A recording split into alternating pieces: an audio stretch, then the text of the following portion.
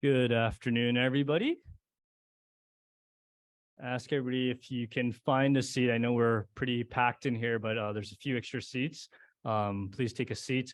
If you do need French translation, please do get a headset from the back. We do have simultaneous translation available. My name is Jonathan Lai. I'm the Executive Director at Autism Alliance of Canada. And I'm, with this morning, with all the surprises, with the power outage, if you were here a little earlier and trying to figure out when we start, just want to thank you for your patience. Hopefully that's not the most exciting part of the day, and there's more excitement to come in the conversations that will take part today. As we start, I just want to acknowledge that we're on the unceded and traditional territory of the Anishinaabe Algonquin Nation. The Algonquin is the customary keepers and defender of the Ottawa River watershed and its tributaries. We honor their long history of welcoming many nations to this beautiful territory and uphold and uplift the voice and values of our host nation. Autism Alliance of Canada respects and affirms the inherent and treaty rights of all Indigenous peoples across this land, the home to many diverse First Nations, Inuit, and Métis people for generations. We acknowledge that in Canada, across Turtle Islands, there are over 630 nation communities and 11 treaties that we honor and share stewardship of the land with, along with the unceded territories in which we all live, play, and work. And for myself personally, as a settler on this land, I'm thankful for the opportunity to gather, especially after the last few years that we've all had, and now being able to see all these people and all of you in person. This is it's quite a view from up here, I gotta say. Just not a screen. So thank you again for your patience. It's been an exciting morning already for us. And as we open this pre-summit session, as traditionally we've always had these first pre-summit session, just rolling up our sleeves with leaders in the community to talk about priority issues that we've identified. And today in our agenda, we're going to be talking about post-secondary education in this first 2 hours, and then we're going to move on to a session on housing. And with that, I'm going to introduce our moderator for today, Orly Fruchter, who will be appearing online. Orly Fruchter is the manager of Neurodiverse initiatives at the Azrieli Foundation. So Orly, I'm going to turn it to you. Thank you so much. I think, Jonathan, you couldn't have said it better than I can, but I think really this is a perfect opportunity where supports are only as great as when they're available and accessible, which I think is just very much in line with our topic and discussion for today. So, hi everyone. My pronouns are she and her, and I have long red hair with green eyes, and I'm thrilled to be joining you today from a cloudy Toronto. The process of completing high school and graduating on to the next stage of life, whether it happens at 16, 18, or 21 years old, is a period of excitement, uncertainty, trepidation, and new beginnings. While some move on to university and pursue master's degrees or PhDs, others move on to trade programs or don't pursue post-secondary education at all. What I think we can all agree on is that every neurodivergent individual, and for this context, autistic individuals, deserves the opportunity to pursue what they want, where they want, and to have access to the personalized supports that will enable them to succeed. Unfortunately, this isn't the current reality. And more specifically, we have been working in silos, relying on champions at individual institutions to create models for change and innovate. Furthermore, there is a lot that we don't actually know about autistic individuals that are pursuing post-secondary education. And for example, how many are coming through the doors, how many are completing their degrees, and how they are feeling throughout the whole entire process. When we were at the early stage of thinking about this session, it became very apparent that there were just questions and unknowns about post-secondary education supports, that it didn't really feel right to have a session about creating networks or mobilization hubs. But rather, we needed to be focusing on identifying gaps and collaboratively prioritizing the challenges and problems and innovations that we together want to address across campuses throughout the country. So over the next 2 hours, we will be hearing from international and national neurodiverse thought leaders and champions, as well as dive into some really engaging discussions. I encourage you to think throughout these 2 hours about what you would be interested in learning collectively over the next year. Or what are you willing and able to take on within your personal or professional role? With that said, I would like to start off our session today with a great welcome from Lee Burdett Williams, who will be presenting on the United States of America's post-secondary education landscape and their experience of forming a network. Thank you, Orly. And hello, everybody. Bonjour. Thank you so much for inviting me to your Leadership Summit. I'm very honored to be part of this important event. As you continue the work of supporting autistic Canadians, I hope that what we've done and are doing here in the US might provide some ideas that could be useful to you.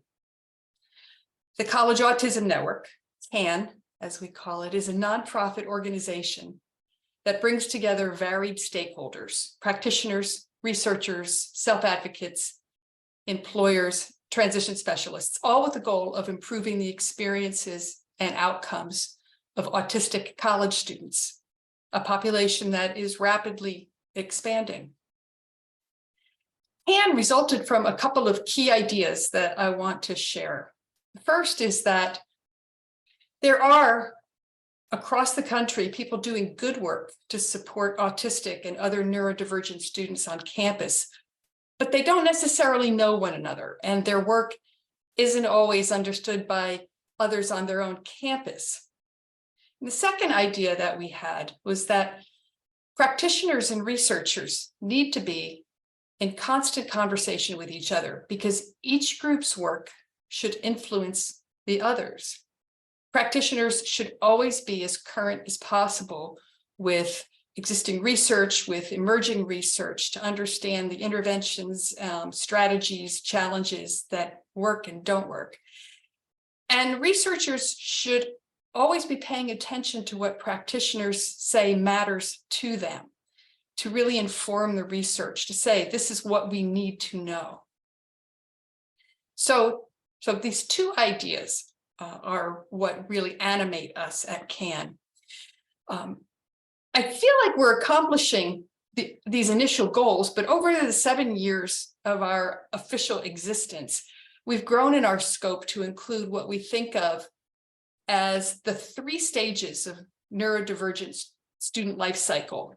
And we refer to those as moving in, moving through, moving on. Moving in is really about the transition into post-secondary education from what in the US we call high school.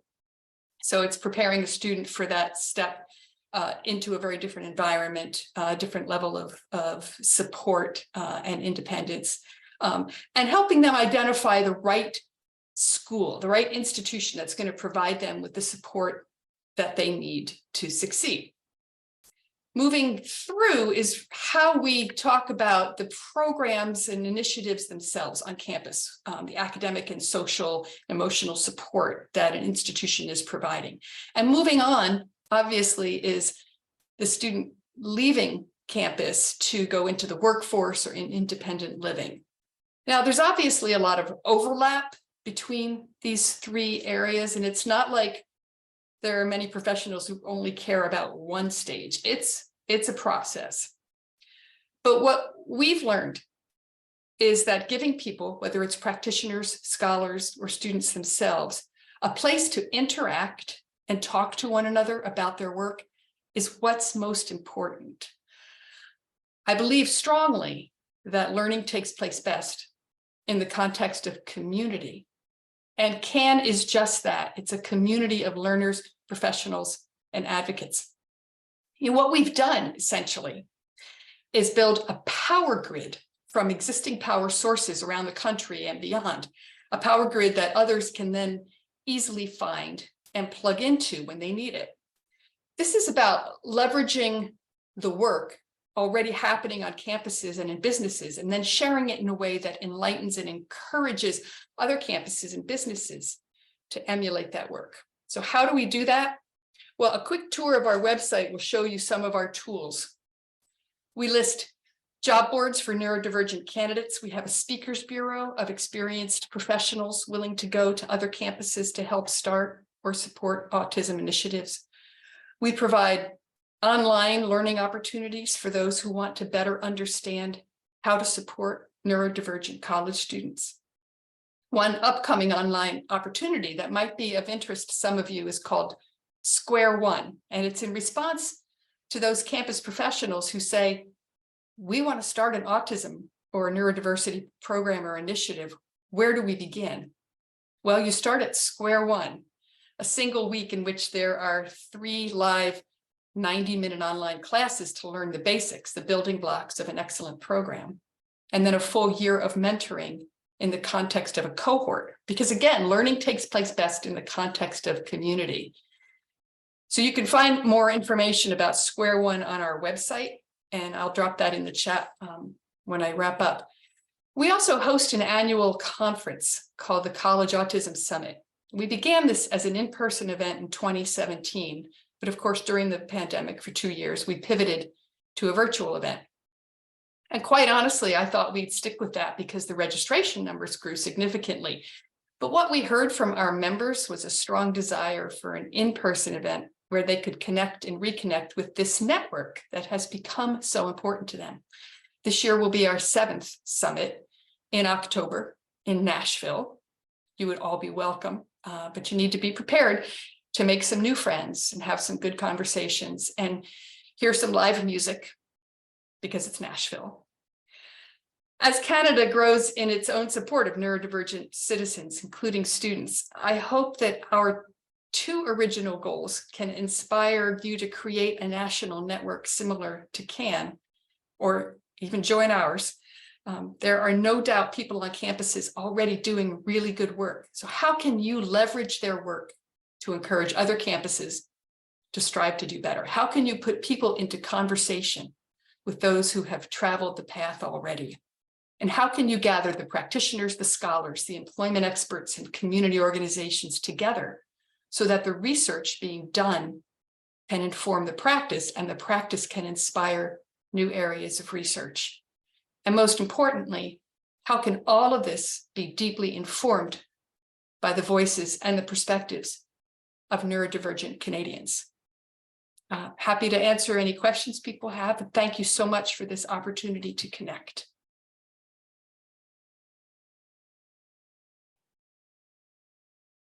Thank you so very much, Lee Williams. I think definitely there will be opportunity to post some questions in the chat, and I think maybe even afterwards there'll maybe be some time. So I'll definitely continue to track what's going on Zoom, and we'll see what happens in person in the actual conference. So we're now going to bring it back to Canada. And in no particular order, I would like to welcome Patty Douglas, who's actually also with us today on Zoom, from Brandon University, Heather Brown from University of Alberta, Simone Daniels from Autism Alliance of Canada, Megan Ames from University of Victoria, Jess Lopez from University of Calgary, and Jenna Gauthier from Northwest College. So to get the conversation started, Patty, I'd like you to share about your work, but most specifically, putting some context into who we are talking about when we say neurodivergent students, and how are we really defining inclusion? Thanks, Orly. I'm really happy to be here. And I'm actually in the hotel, but had food poisoning last night. So I'm going to do my very best to talk and be present with you today. So I just want to say too, my pronouns are she, her, they. I have shoulder length blonde hair. I'm wearing black glasses and have a black collared top on. I teach and research in disability studies and inclusive education, as Orly said, at Brandon University, and we're located there on Treaty 2 territory. And I should just check if everyone can hear me okay. We're all good? Yeah, I think so. Okay.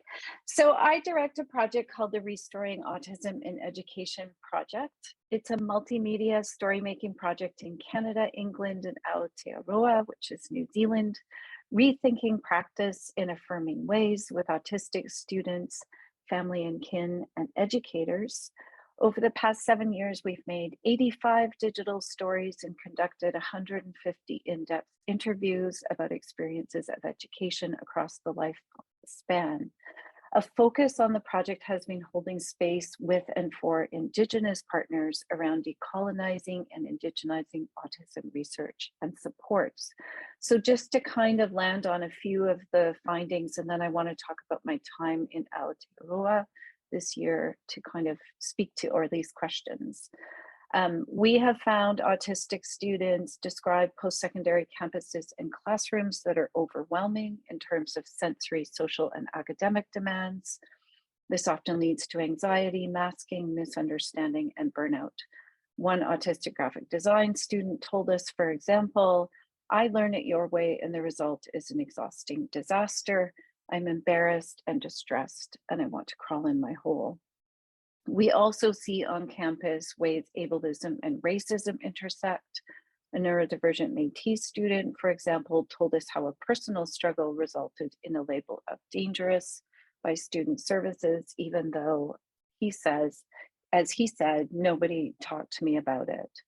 And third, there are affirming stories to pay attention to also. One student told us, "I've hit milestones because of having the right supports in place. For her, this meant funding, policy, acceptance, and understanding." So that's a little bit about me and our project. Recently, I spent time at Massey University in Aotearoa as a visiting professor on a knowledge exchange about education with Maori collaborators, ministry policy advisors, and NGOs. There's much to learn from this context about who our students are and who students are, which, and Aotearoa shares a similar context to Canada and a similar but not identical settler colonial history, is kind of further along decolonizing and indigenizing education. So a few points that I think might be helpful for us. Inclusion and belonging for autistic students and neurodivergent students, and decolonizing and indigenizing post-secondary education, I learned are very closely related projects that need to talk to each other. They share parallel histories of ableism and racism, and both require institutions to fundamentally change. So one helpful question we might think about then is inclusion into what? Secondly, we need to continue the shift away from Western biomedical perspectives and toward neurodiversity and culturally affirming ones. I learned from my Maori colleagues and, study with them that Maori language has no word for disability or deficit. Autism or takiwatanga, like all difference, is a unique gift for the community. It means in his, her, their own space and time. So one helpful question for us then might be, how might post-secondary education embrace difference or neurodivergence that kind of goes beyond the bounds of Western biomedicine and its sort of bounded categories, and learn from indigenizing and decolonizing movements. Third, we must continue to build and center autistic leadership. Altogether Autism, one of the NGOs I visited, for example, shared their survey results from an autistic-led initiative and the guides that they had produced for faculty. Their top 10 tips list includes things like listen to what each individual learner needs, for example. So just thinking sort of in terms of what's doable on campuses, that was one sort of example that I brought home with me from Aotearoa. And that's what I wanted to share today. So thank you. So much, Patty. So Jess, I want to turn to you. If there's anything that you would want to add from the work that you're doing at University of Calgary in regards to just framing and defining who or what neurodivergent or autistic.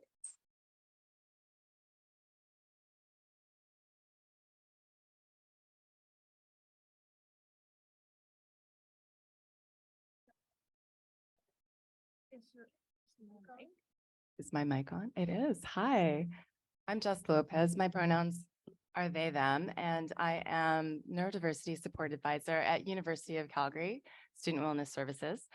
And I'm just going to take 1 minute of our time right now just to give a clearer framework of what we're talking about when we say the term neurodiversity. So neurodiversity is an umbrella term, and it means the neurological differences among people. And it's normal for human brains to intake, process, and express information in a variety of ways. And neurodiversity, as an umbrella term, it literally means everyone in the world. Now, when we're talking about neurodivergent, that's a person who diverges from the social standard of neurotypical ways of thinking, communicating, and behaving. It's normal for people to be neurodiverse. Neurodiversity is not a diagnosis. Self-identifying as neurodivergent is valid. Neurodiversity is a strength, and it contributes to our world. And being autistic is one example of how somebody can be neurodivergent.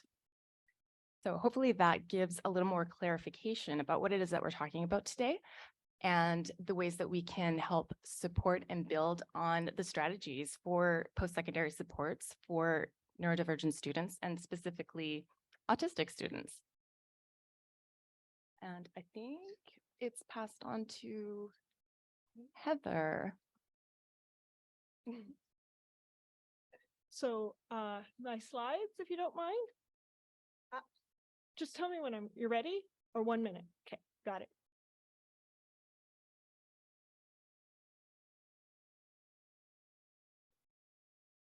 So maybe in the meantime, I will just share that we're now transitioning on to sort of that next point in the panel discussion where I hopefully believe that we have succeeded in defining who we are talking about. And now it's really moving on to sort of the data and information that has been collected when looking at this specific population and what does or doesn't exist for post-secondary education supports. So I think hopefully it's ready and we could hand it over to Heather to take it away.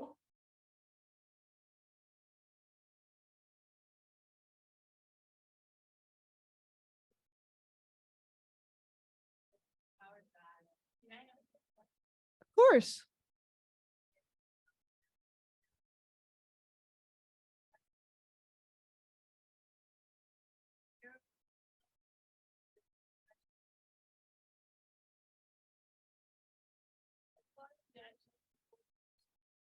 A lot of jargon and or words I don't understand need to be more accessible. Absolutely.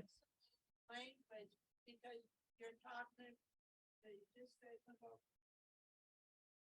neurodiverse, then that some people like myself they do not speak in accessible ways. So maybe we could start looking at doing that to interpretation. Yeah, you're right. I'll try to use simple words, but if there's any words that you don't understand, please just ask. Okay, you're welcome. So it looks like Can you guys just repeat what the question was? So us on Zoom world know what was that? I have absolutely no idea what the question was. Oh, the question was sorry, you mean for around accessible language. The question was that they would like us to use a bit more accessible language. Thank you. You're welcome. Sorry for that. Wasn't sure which question you were referring to. Anyway, let me start, shall I? Well, after much ado. So this is the Campus Belonging Network, and we aim to enhance the belonging, accessibility, and success for autistic post-secondary students in Canada. Our team is diverse. It consists of neurodivergent and neurotypical individuals, including faculty, staff, graduate students, and community members. With support from a SSHRC Partnership Engage grant, MyTax, and the Sinead Family Foundation, our pilot project included a scoping review, surveying autistic post-secondary students, and focus groups with university personnel. Sorry, I've got to do 2 clicks on every slide. That's going to confuse me. So autistic students often face challenges accessing and navigating post-secondary. However, we lack information to understand what supports are most needed. Further, current research often fails to adequately explore the mismatch between the needs of autistic students and the realities of campus life. To illustrate, let's explore the experiences of two hypothetical autistic university students, Nia and Kala, using quotes from our current study. Okay, sorry, that one went too fast, but that's okay. So imagine Nia is in the cafeteria looking at the limited food options available. They seem anxious and uncomfortable. Nia says, "Campus life is a difficult place for me. This is my third year at university, but I still feel like I don't belong. Like many autistics, I have food restrictions and there are few options on campus. Having to plan, prepare, and pack food that I can bring with me and that I'm able to digest when in fight or flight response that campus causes is very difficult." I'm going to keep doing this wrong because there's so many clicks. So just forgive me. So imagine Nia's in the cafeteria looking at the limited food. Oops, that's the same one. Give me 1 second. Okay, so Nia also regularly encounters negative attitudes from staff and students. Today, they are sitting in lecture and stimming at the back of the class. The professor notices and approaches them. "Professor, Nia, could you please stop that? It's distracting." Nia, "I'm sorry, it's just something I do to help me focus." Professor, "Well, it's disruptive to others." Nia, "I've been judged and told off for stimming. It's frustrated because I can learn much more effectively when I stim. But now midterms are around the corner and Nia is in a meeting with their professor discussing exam accommodations. Prof, Nia, you've always done well in my class. I don't think you need accommodations, but I struggle with test anxiety. I need the extra time to help me remain calm enough to do my best. I understand, but you don't need them. Since I generally got good grades, many professors did not want to accommodate me. They believed that I didn't deserve the accommodations and was cheating the system. Unlike many other autistic students, Kala's university experience has been positive. Kala said, "The atmosphere at my university was very inclusive and accepting of neurodiversity. There were resources available online that helped me understand what autism is and how it can affect different people, different types of disabilities. And there was even an easy to find mention of support services for autistic students on our university website."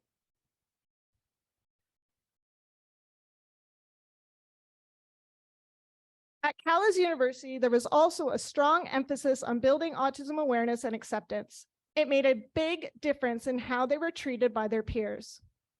There was a time that the school organized a day for autism awareness training and all the students were involved, and it changed how students viewed autistic individuals. It's empowering to see my peers not only understand autism, but actively work to support and include me.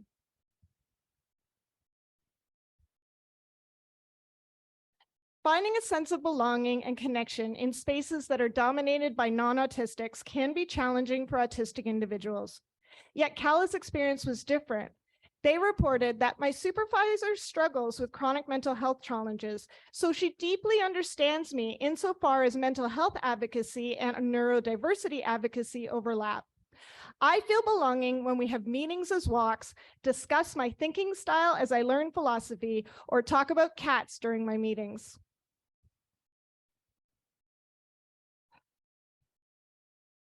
Our small pilot has already identified supports and strategies that meaningfully promote autistic students' sense of belonging. These include offer tailorized individual support, such as alternative evaluation methods and specific support services that were designed with input from autistic people. Promote autism awareness and acceptance by, for example, requiring empathy building workshops for non-autistics. Facilitate belonging and connection through social hobby groups and inclusive class activities. Facilitate belonging and connection through recognize and accommodate sensory needs through creating sensory safe spaces. and support transitions in and out of post-secondary by providing social pairing programs and showcasing neurodivergent alumni and professionals. To connect this work with a clear course of action, the Campus Belonging Network is about to begin a multi-phase, multi-method 4-year project. The exploratory phase will capture the perspectives of autistic university students and staff to prioritize service needs and identify solutions. The co-design phase will focus on bringing autistic students and campus staff together to find the bright spots, develop key priorities, and visualize new possibilities for creating accessible pathways for autistic university students in Canada. However, this work must not stop here. It is essential to mobilize, implement, evaluate, and scale up these initiatives to ensure that all autistic post-secondary students in Canada have the opportunity to succeed. Thank you.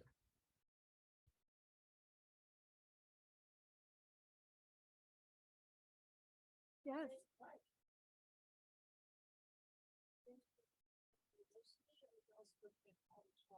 So we started with university only because the two environments are completely different and the supports and services are completely different. So we intend to scale up to include college environments, but so far we focused on university, and I do apologize for that, but we will get there.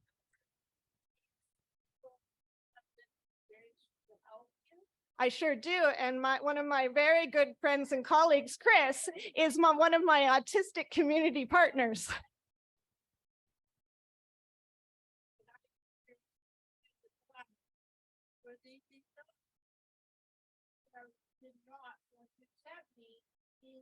Even though accessibility services, Yeah. and help and support me in a regular program. I'm so sorry that happened. Well, you know what? We've got another speaker who's going to talk an amazing college program. So you wait for that, because maybe that will give you a bit of hope. You're welcome. Are we allowed to take questions? Is that okay? Orly? We can. I think we have, yeah, we have breakout discussion tables Take after. questions at the breakout. Excellent, thank you. So we're going to hand it over now to Megan, who will be able to share with us a little bit more about the mapping that was done on existing services and supports, and some of the lessons that have come out of that, which is just another way of really trying to get us to think about what is it that we want to be doing in the coming year? What is it that we're hoping to strive for? Walking away from today's session. So hopefully Megan's slides are ready to go. And I'll hand it over to you. The next part. If we get the slides, we'll see. I think these are Simone's, but that's okay. They're at the end. Okay. Hi, everyone. My name is Megan. I use she, her, or they pronouns, and I'm an assistant professor at the University of Victoria, which is situated on the traditional territory of the Lekwungen people and has existing relationships with the Songhees, Esquimalt, and Wassanish peoples that continue to this day. And this work has been done there, but just to give you a little tidbit of information about myself, I have been working with autistic children, youth, and people since I was an undergraduate student many years ago now. And I also began my research in this field as I was a mentor with York University's Autism Mentorship Program, which was started by Dr. James Budgo, who is here today. So I was involved in participating in the program and evaluating the program. And have been kind of continuing to conduct research in this space. So once I had a professorship and could do that, in 2021, our research team we conducted an environmental scan, and that's kind of a fancy term for a systematic kind of website review. So we took the websites of 258 publicly funded institutions, post-secondary institutions. So that included universities, colleges, and vocational and CEGEP institutions. And we found out of 258, 15, so 15, had autism-specific supports outside of traditional academic accommodations. And most of those they really ranged, most of them had information about autism on their website, but some had transition to university supports, mentorship programs, vocational supports, etc.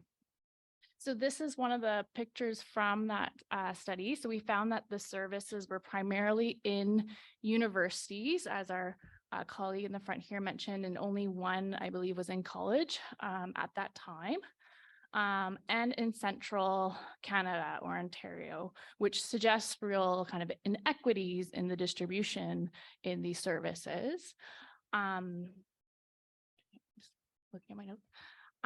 So we did a follow-up study after this work, and we recently surveyed staff and administrators associated with academic accessibility centers across Canada, as they are typically the first line to other services at institutions. And we did so again, just at universities, just given the sheer number, we couldn't actually do the survey across the 258.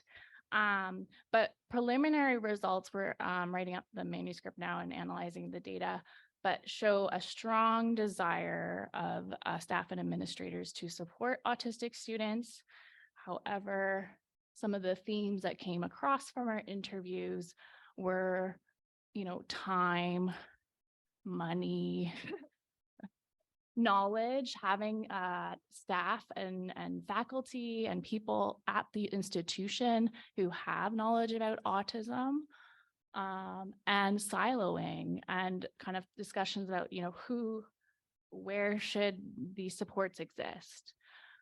We also, in an effort as a professor and a researcher, I'm very data driven. So we asked our respondents how many autistic students they believed were, approximately at their institution, and many said, I don't know or have any idea, and it really ranged. And our team looked at the data, and we don't know. So and that's important, because without this information, it's hard to make a case for funding to do that. So that's where some of my asks are maybe moving forward, is that we try to work together to get more data about who we're serving.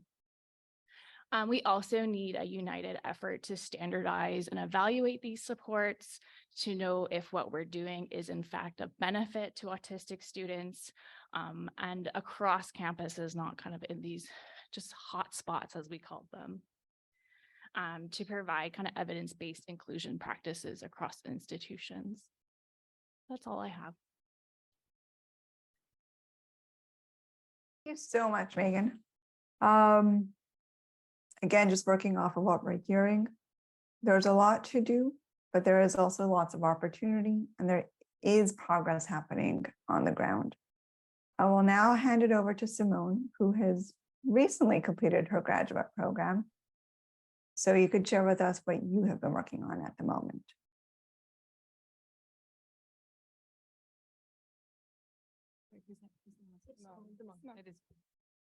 Hello, everyone. My name is Simone Daniels. My pronouns are she, her. I'm wearing black glasses. I have medium length brown hair and hazel eyes, and I am a research assistant at the Autism Alliance of Canada. I hope you're all enjoying yourself so far. Sorry. Today, I'm going to be discussing a rapid review of academic accommodations and supports for autistic graduate students that myself, Irwa Ghazi, and Danielle Pearlston conducted. Irwa Ghazi and Danielle Pearlston are also fellow staff at the Autism Alliance of Canada. Oh, shoot. How do I go back? Oh, perfect. Thank you. As autistic university students have different learning needs than neurotypical students, many such students receive at least some accommodations and supports they need for academic success, Such accommodations include extended assignment deadlines, extra time on tests, and private exam rooms. However, not only are these accommodations and supports not specifically for autistic university students, it is unknown whether universities provide accommodations and supports for autistic students, specifically autistic graduate students. One reason why this is a matter of interest is because the academic expectations for students in graduate school are different from the academic expectations of students in undergraduate studies and are thus important to address for their academic and research success. Therefore, myself, Irwa Ghazi, and Danielle Perlston undertook a rapid review on accommodations and supports offered to autistic graduate students. The research question that guided the scan was, what autistic-specific academic accommodations and supports are offered to graduate students at Canadian universities? A scan of university accommodations lists, toolkits, individual development plans, as well as theses and other published research related to autistic-specific accommodations and supports was conducted. University accommodations lists, toolkits, and individual development plans are a couple of main supports that could be used in helping autistic graduate students organize their work, which can help them complete their courses and research. Ultimately, we did not find any supports or accommodations specifically established for autistic graduate students. However, this is not a conclusive result. We will be conducting a more thorough qualitative search on supports and accommodations for autistic graduate students in the form of a scoping review. This also means we may have been asking the wrong question, as accessibility services might not be set up to support each individual group of students that require accommodations and supports, preferring to provide the main supports and accommodations to all students that need them. Generally, what we want to know is whether current accommodations and supports actually help autistic graduate students and whether more accommodations and supports are needed, which I assume they are. Therefore, I want to ask you all these questions. How would you suggest we go about it? And what is the right question to ask to conduct this research? Feel free to discuss this with me at any point today and during the summit. If you want to reach out to me, my email is on this slide. Thank you very much for listening, and I hope you all enjoyed this presentation. Thank you so much, Simone. So I think that this is just another example of a question that we have that could certainly be something we take on as a larger project as we go on for the coming year. I also want to take the opportunity, though, and bring to life two examples or two programs that currently are offered on college and universities. So I am going to hand it over to Jess. I think this was a perfect segue to turn to you, where we can now learn a little bit more about your work and how and where it fits into University of Calgary. Thank you, Orly. So at University of Calgary, we actually have a number of neurodiversity student supports that are addressing the continuum of post-secondary from intake, the academic experience, and transitioning out into the workforce.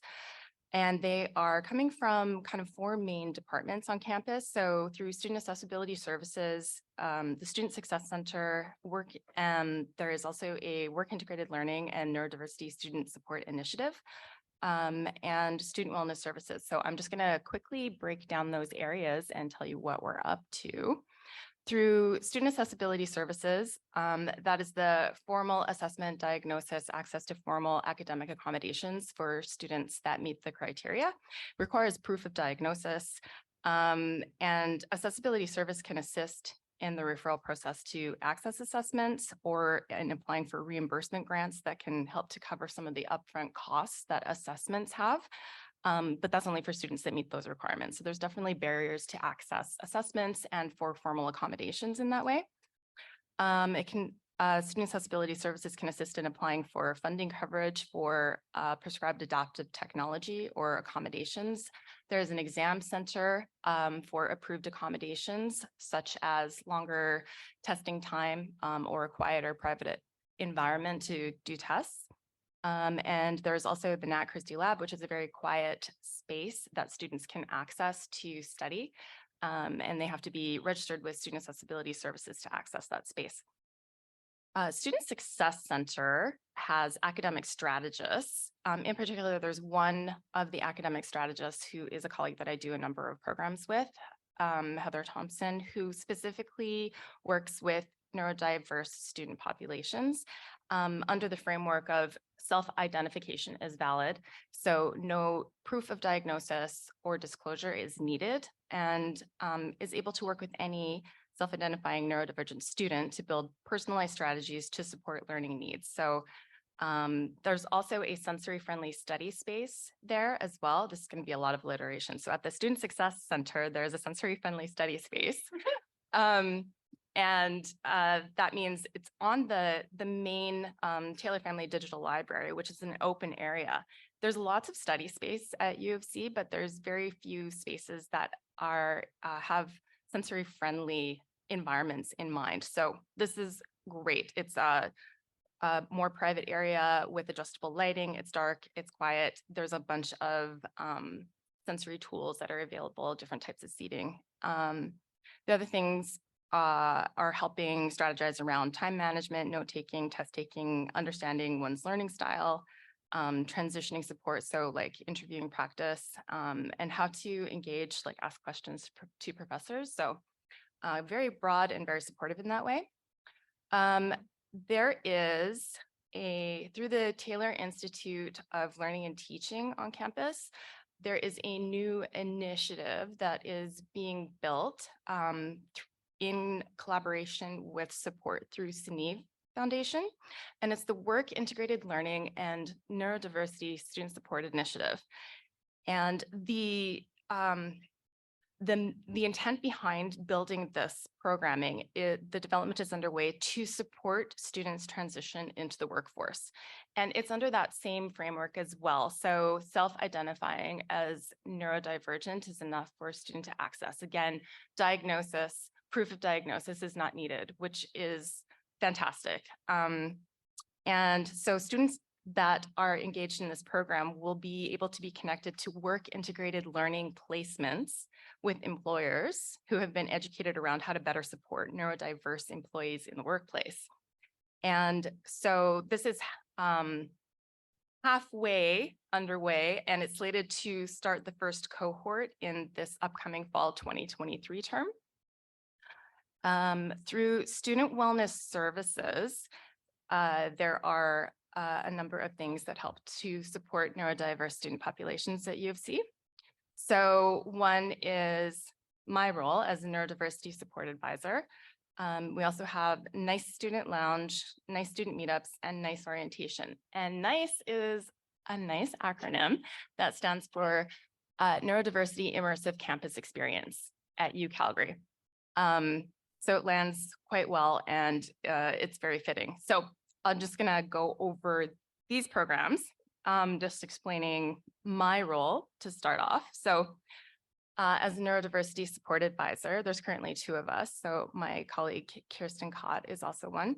Our role operates through student wellness services, and that's actually important to note because there is limitations through student accessibility services in the framework that they have to operate.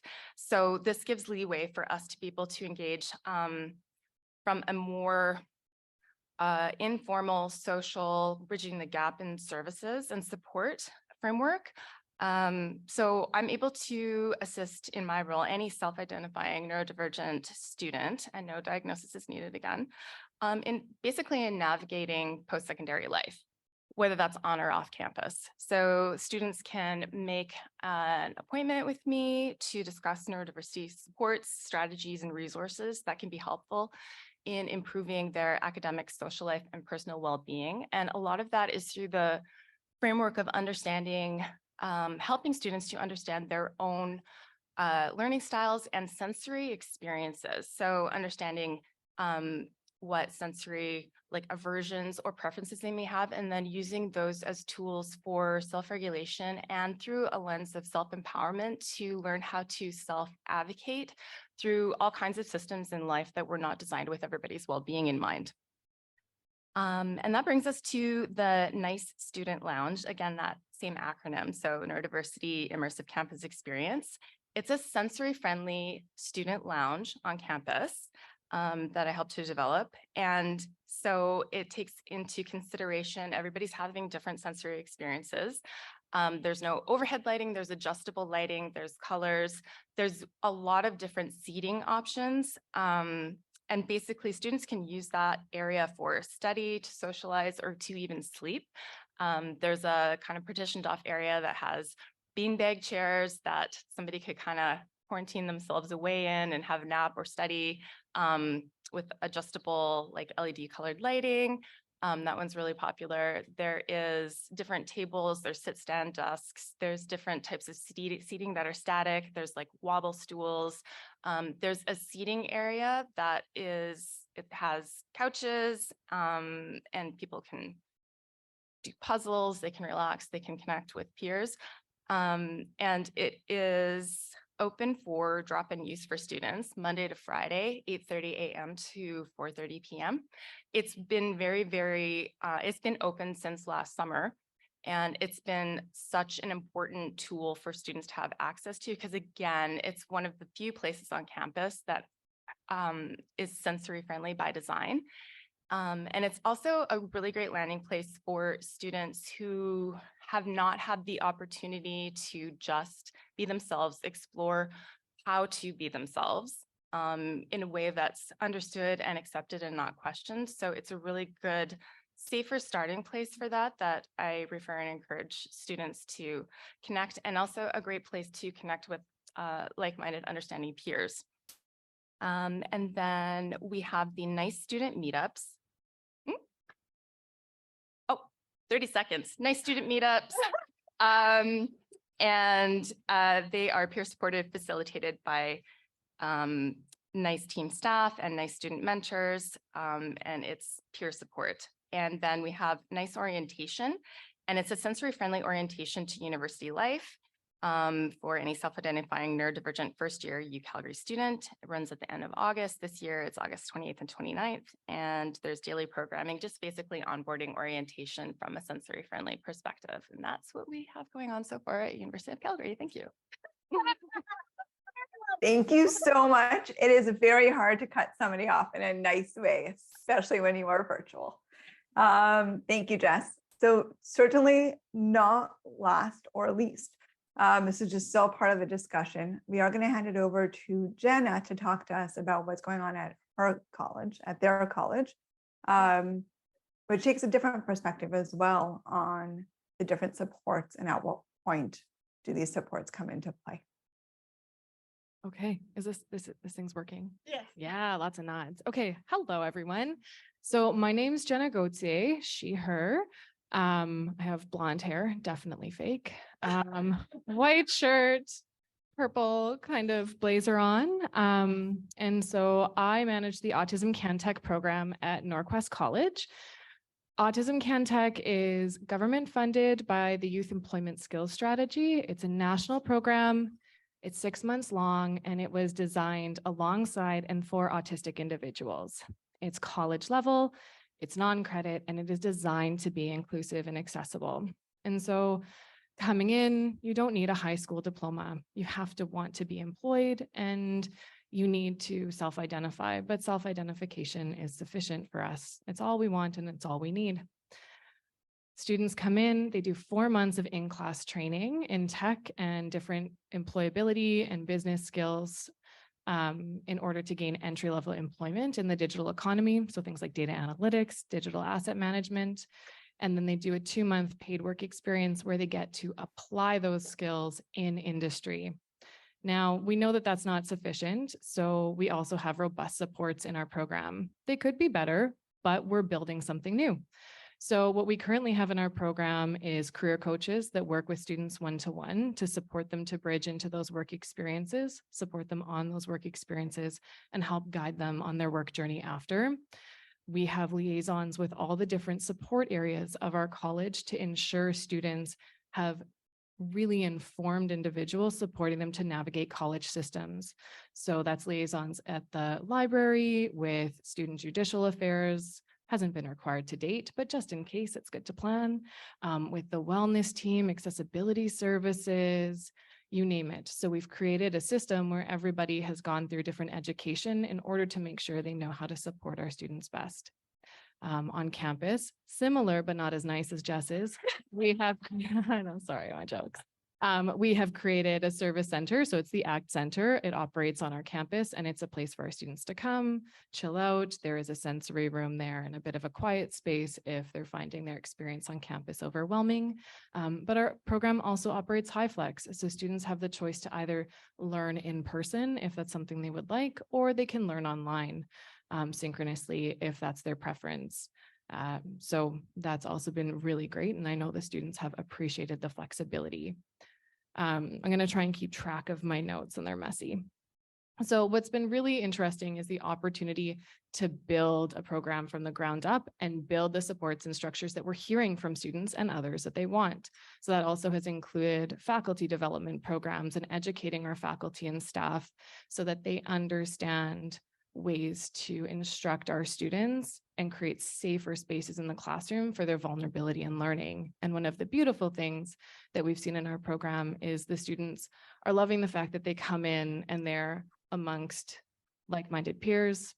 They're all autistic and all of their instructors know. And just coming in with that knowledge we've heard from students is really refreshing. They can stim if they need, they can be off camera. Nobody judges them for anything. They can connect with their peers in new ways. They have their own Discord. I don't moderate that. They live their good lives. And so it's created a really amazing opportunity for them to come into a post-secondary space in a safe way, creating an environment meant for them. Now, again, we're not getting it perfect. We have an iterative evaluation attached to our project. And so as we get feedback from students, we hear what we're doing well and we hear what we can do better, and then we make adjustments accordingly. And I think that responsiveness has really allowed us to build a strong program and strong supports.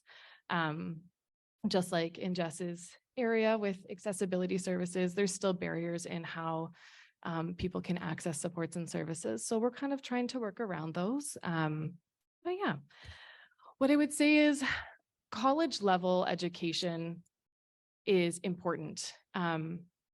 Often university, most of the time, I believe it requires a high school diploma. We don't.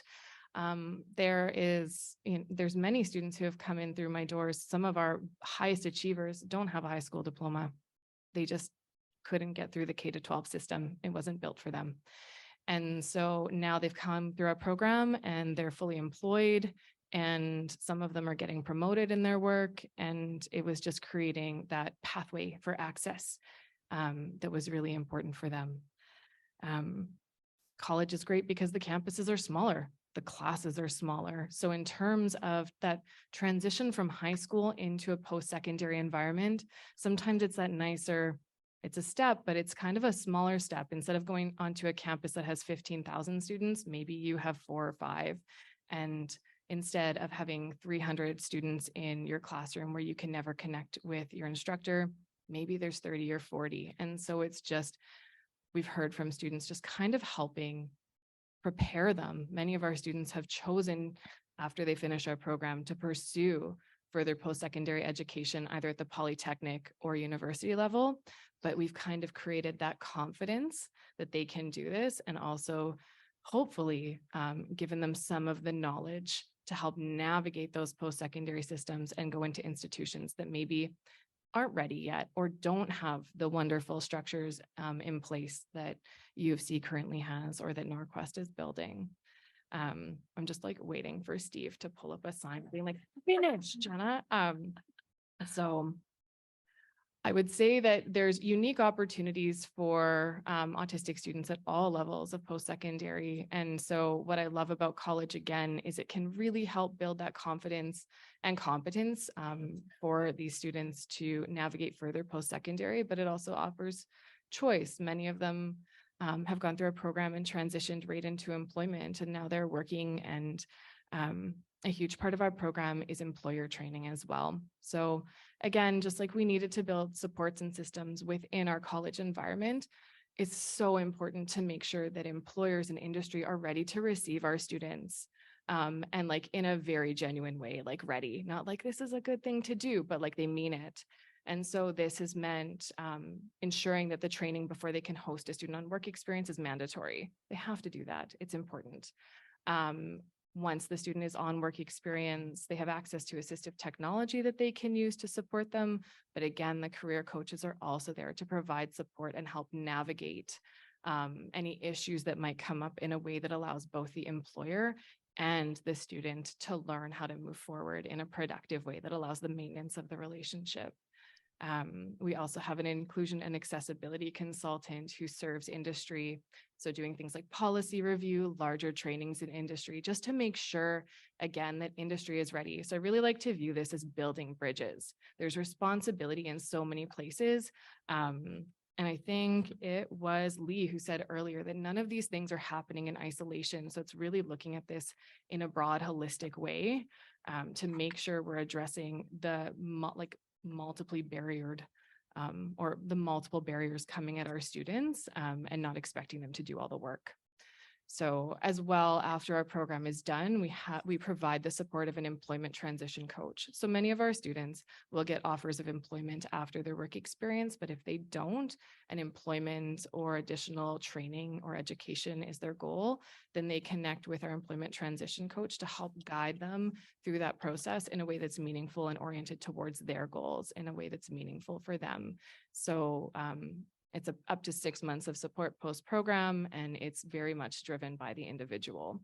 And so I guess, I mean, I don't want to stand up here and be like, oh, college. I think that it's really, I think it's really important for us to recognize that we need to create openings and opportunities and access across multiple levels of post-secondary. It's not just universities, it's colleges, it's polytechnics, it's allowing the people we're trying to serve to drive the decisions and drive their future. And for myself, I just view myself as kind of along for the ride, helping to create spaces and opportunities to better serve these people. And so that's Autism CanTech, and that is our college and the work we're doing. And I'm happy to chat more about it at any point. And nailed it. 30 seconds just came up. So thanks all.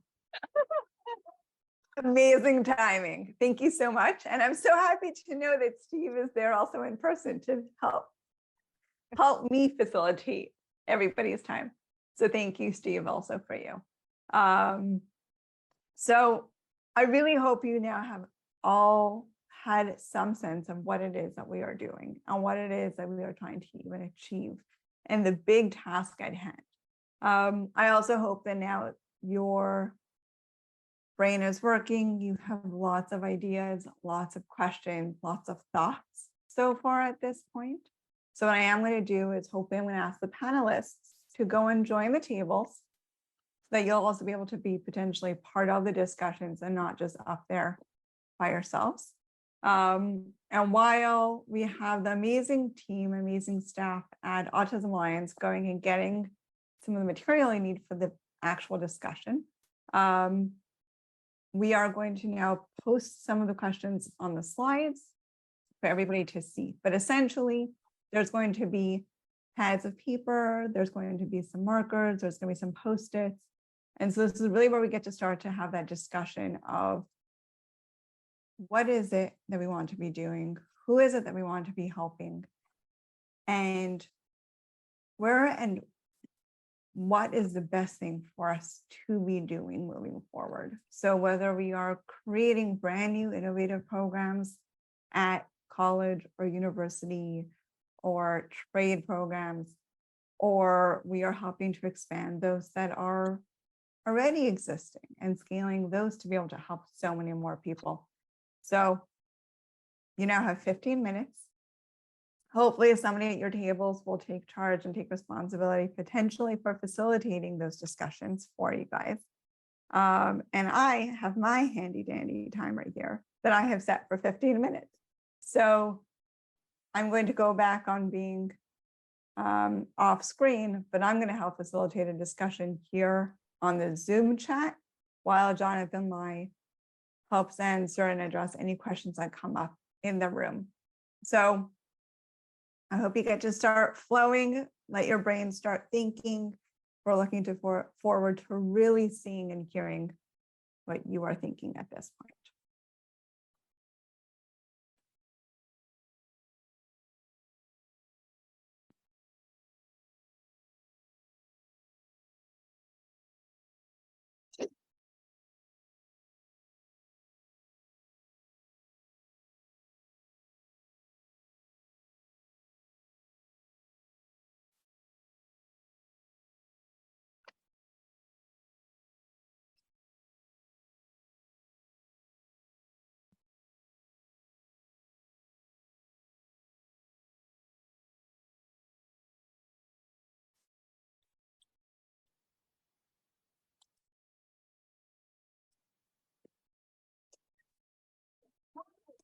just to clarify, so we have a 15-minute discussion.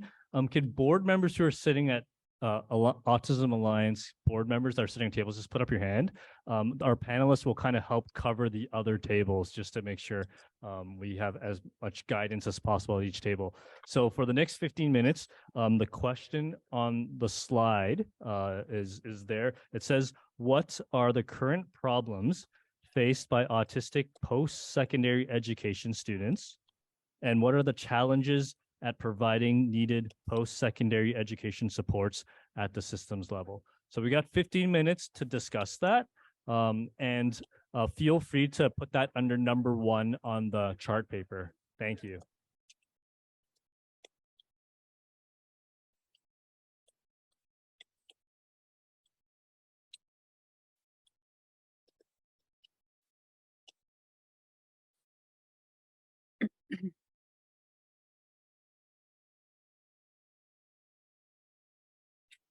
Orly, I'm just wondering if you're wanting people on Zoom just to type into the chat. Oh, I see. Or if people wanted to have a discussion where they could unmute and discuss ideas.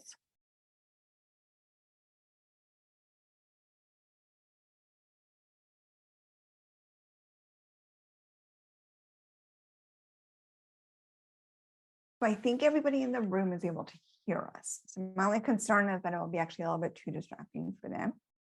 But I would like to urge everyone on Zoom to actually also add feedback, thoughts in the Zoom chat, not just on the Jamboard.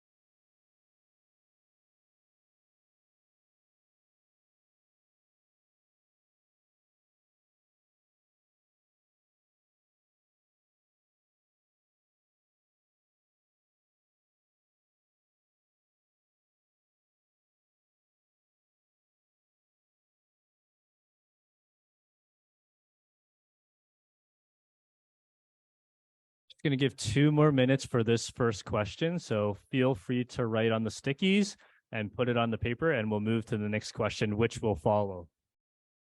I know we're moving fast, but we'll try our best to keep on time.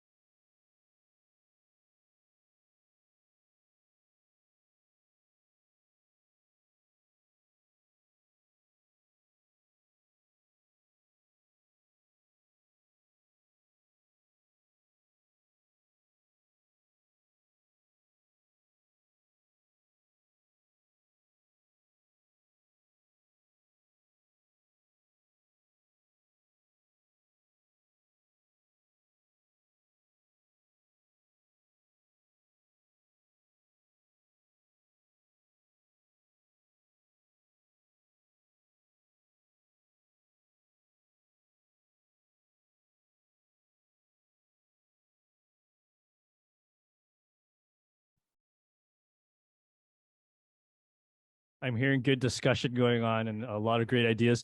I'm going to switch to the next slide for the second question. And it's building on the first one. The first question was looking at the current problems and the challenges. The next question, if we can go to the next slide. And again, take your Post-it notes and write your answer to this. Looking at those challenges, who and where are the people best positioned to adopt or implement changes aimed at improving post-secondary education supports for autistic students along the journey? I'll read that again. Who and where are the best people support or the people best positioned to adopt or implement changes aimed at improving post-secondary education supports? For example, the different change makers, knowledge users, adopters of different innovative programs, partners in the journey. Who and where? Thanks. We got about 5 minutes for this one.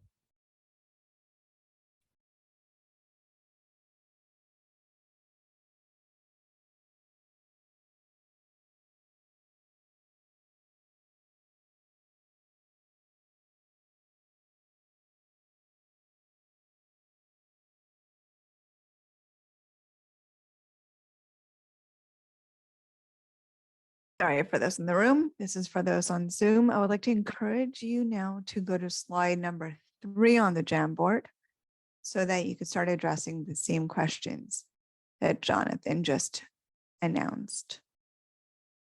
And of course, you can always just write the question or write your thoughts in the Zoom chat, and we will make sure they get posted on the Jamboard as well.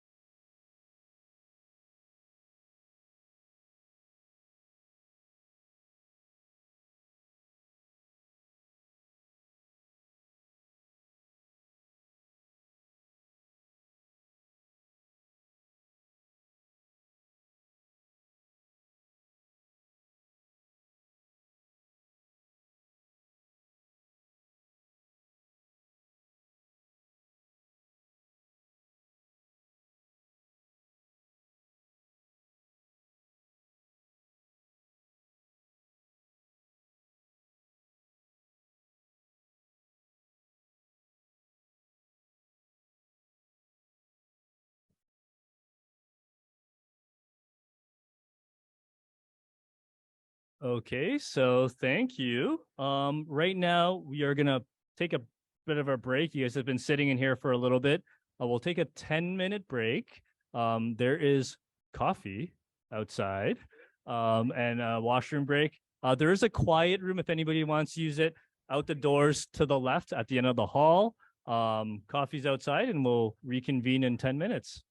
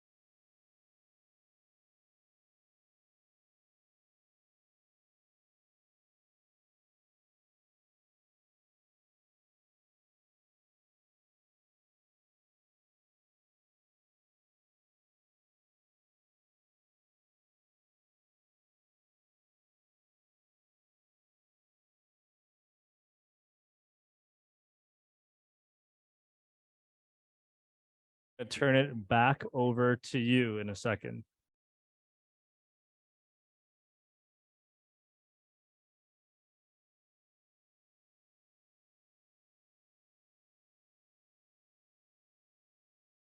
Excellent. I know it's very hard to compete with coffee, especially at this hour. So thank you for making your way back into the room. I hope you've had a moment to also go get water, hydration, bio break, whatever it is that you needed. While we've had this break, I want to now bring us back into the room, back into the purpose of this session. So we are now going to give our screen, our video over to Andrew Eddy, who's going to tell us about what's been happening in Australia and see if there's anything that we can learn from what's happening down under there.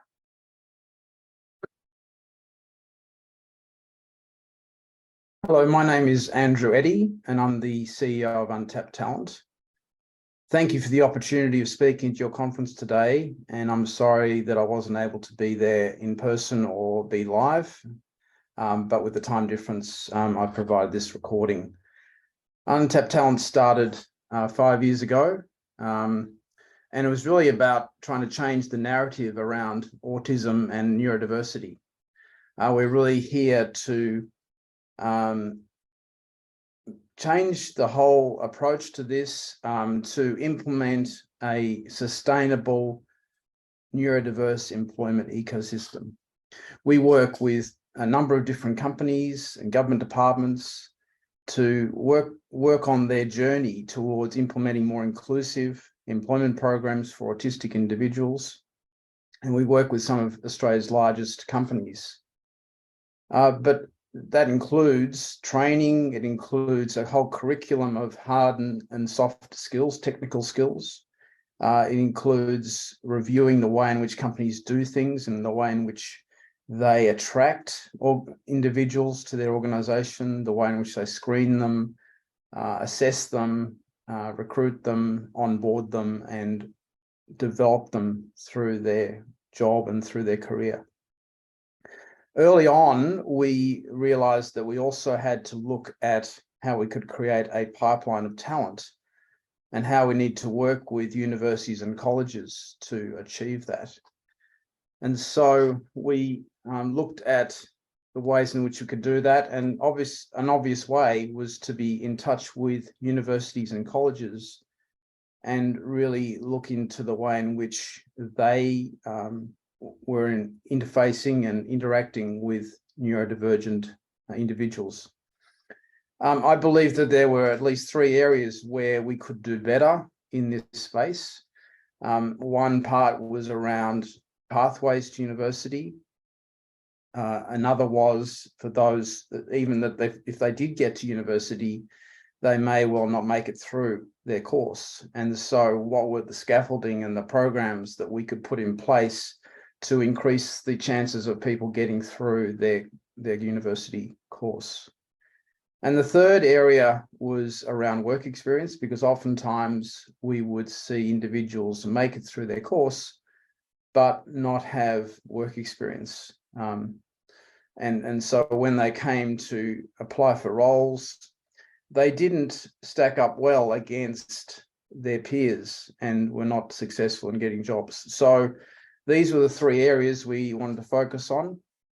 And so we created the Neurodiversity Hub initiative. And I'm just going to jump to the website that we put in place around this. So this is the Neurodiversity Hub website that you can see here on the screen. And we have started this journey in Australia and working with a range of universities, primarily in Australia initially. Quite a few universities have joined this initiative.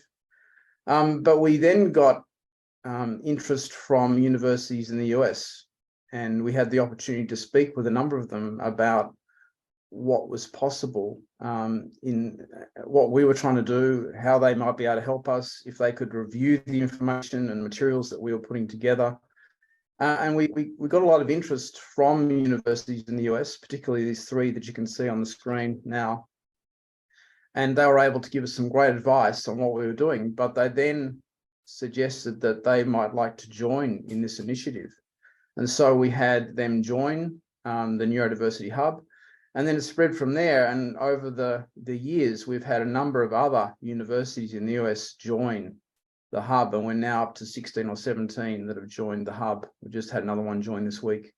We've also had some success with universities in the US, in England and in Ireland, and we would be very keen to have universities in Canada look at joining the Neurodiversity Hub. We've got some great employer companies that are part of this initiative.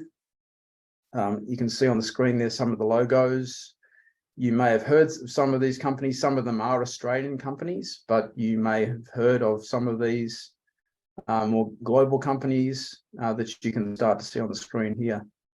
So we've got quite a few organisations that have joined this initiative. Part of this whole process was about the creation and curation of resources. And what you can see on the screen here is the header slide, the summary slide of all the resources that we have. And under each of these buttons, we have assembled either by creating or curating resources in these different areas. So there are resources for higher ed students and job seekers. There are resources for employers, for universities that are looking to be more inclusive, for COVID-19 working or studying from home, around mental health, around entrepreneurship, around enabling spaces, which is the built environment and architecture and building design. We've got resources for secondary schools, for school teachers, and so it goes. The way in which we work with universities, for instance, is that when they decide to join up with us, we then have an outline of a model program of activities which should assist them in making their courses more inclusive and address those issues of pathways, about programs to help students get through, and about work experience. And so we work with them to look at assessing their current programs against this model program and looking for gaps and how we can close those gaps over time, either by using resources that we have on the hub that you can see through this, or potentially looking to share or to put them in contact with another university that might be able to share resources with them, or in some cases to undertake an internship to create the resources for them. So that's the sort of process we go through. If I just jump down into one of these pages, these are the resources for tertiary students. There's a section around transition to university, and this is based on some research work undertaken by La Trobe University here in Melbourne, Australia, which is where I am. And this outlines resources for students and parents and carers of what the whole transition to university is all about, so it can help demystify and assist students in getting through that. We've got a range of other things with training courses, financial literacy programs, how to get through an employer expo or careers fair, providing lived experience from other autistic students of their journey, looking at anxiety and self-care, a grounding exercise you can undertake, addressing the area of disclosure. There is a thought piece here around disclosure at university. There's another one about disclosure at work, and these are research pieces that have been completed through literature reviews and so on. We've got materials for success in the workplace with a great workbook, a job readiness workbook that people can download. It's an editable PDF. They can download it to their laptop and they can work their way through this 50 pages of materials to help them assess themselves and their strengths, to understand the whole job advertisement process, and how to create cover letters and resumes, and then a few pages on practicing interview questions and formulating responses to normal set of interview questions that you might get. So there's a whole range of things there, and it's a great workbook to read through. We've had incredibly positive feedback from people who've used that workbook. So there's a whole range of things. There's some lived experience essays from those that have are on this who are neurodivergent and have been through and shared some of their life experiences through these articles. And we've also got some links to dyslexia and ADHD specifically, just to round out that area around neurodiversity.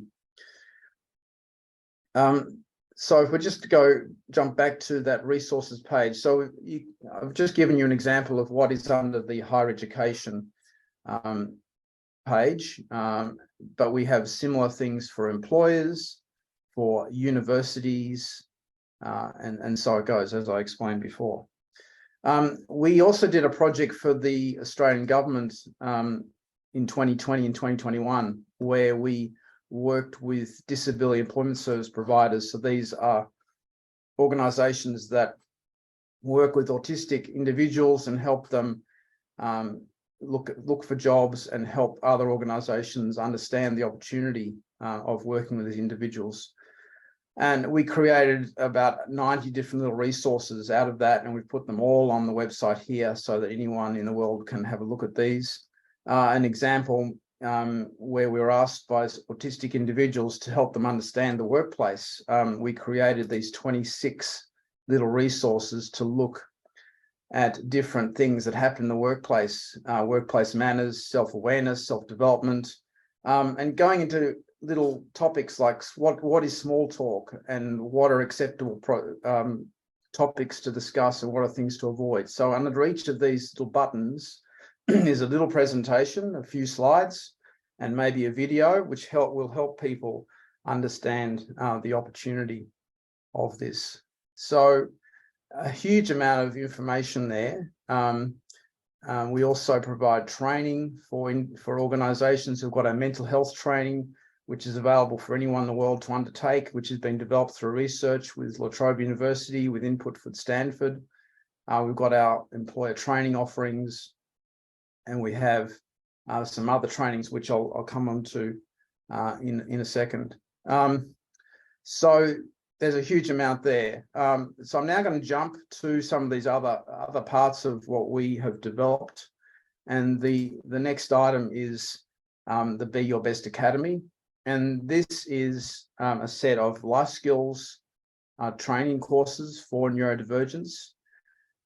It's been developed fully by neurodivergent individuals who have been writing these things, and there's artwork done by neurodivergents, and it's all been edited by neurodivergents. So this is a great set of resources, and there are things around getting ready for jobs, study success, organizational skills, emotional intelligence, cooking and nutrition, relationships. What do you do if you've just got an autism diagnosis or diagnosis of ADHD or dyslexia? What do you do next? So there's a whole range of things there to work through. So that's available. We use that with all our trainees, and but we've then made it available on this learning management platform for anyone in the world to purchase these courses and undertake them. And we've had a number of universities who have purchased sets of courses for their students.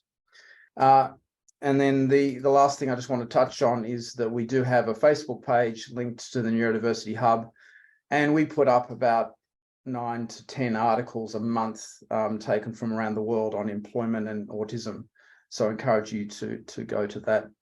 So thank you very much for this opportunity, and I wish you all the best for your conference. Thank you. Thank you so much, Andrew. I know there was a lot of information there for everyone, for those online and also in person. It is currently 2:52 Eastern Standard Time. So we do want to be respectful of everybody's time and also just recognize where people are at. So rather than really having a breakout time to be able to talk and share and discuss the last question that we had, we are going to prompt you to take a moment at the end and write on a Post-it or on the Jamboard an answer to the question of what are some ideas for working together to improve post-secondary education supports for autistic students across Canada over the next year. As part of this prompt, I also want you to take a moment and think about give and get. What is it that you would want to be getting from the work that's going to be happening over the next year? And what is it that you feel like you will be able to contribute from a personal or professional perspective on the topic at hand? I want to give you a moment to let that sort of sink in, to process that question, because it is a big question. What is it that we want to be working on together? What is it that we want to work on collaboratively so that we're moving away from working in silos and moving away from just enabling and just having those champions working across individual campuses to help make a difference? And how do we move the needle to make sure that the progress that we want to see is happening across the country, Canada-wide, working together? Because as we know, as Andrew just gave us as an example, we're that much stronger when we do work collaboratively all together. So on that note, I do want to take a moment and also just wrap up the session at where we're at the moment. I can tell you that from the Jamboard, there were amazing ideas and concepts and questions that were posed and posted for us to be thinking about. I have no doubt that in the room itself, there was lots of discussions, and sometimes not having enough time is also a really good thing. And I want to just take a moment and say thank you to Autism Alliance for giving us a space and time to actually start thinking about the questions and thinking about the issues and challenges at hand.